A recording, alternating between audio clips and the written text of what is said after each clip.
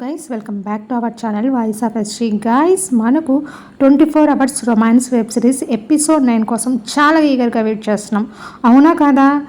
ఎందుకనంటే ఎపిసోడ్ 8లో మనకు రామ్ రిలేషన్షిప్ అనేది తనకు తెలిసిపోవడంతో మధు అయితే బస్ట్ అయిపోయింది. సో మధు రామ్ను వదిలి వెళ్ళిపోతుందని చెప్పి అందులోనూ ఒక సాంగ్ రిలీజ్ చేయడంతో ఇదే ఉంటుందని అందరు ఎక్స్పెక్ట్ చేస్తున్నారు. కానీ అలా అయితే జరగదు గైస్. అనుకుంటున్నారా? నిజం.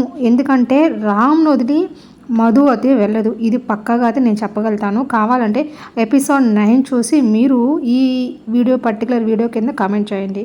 సో గైస్, ఇంకా కంటెంట్లోకి వెళ్ళే ముందర నాదొక చిన్న రిక్వెస్ట్.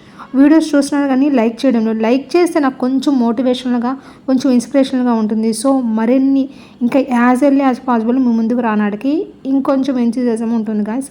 సో గైస్, ఇంకా లేట్ చేయకుండా కంటెంట్లోకి అయితే వచ్చేద్దాం.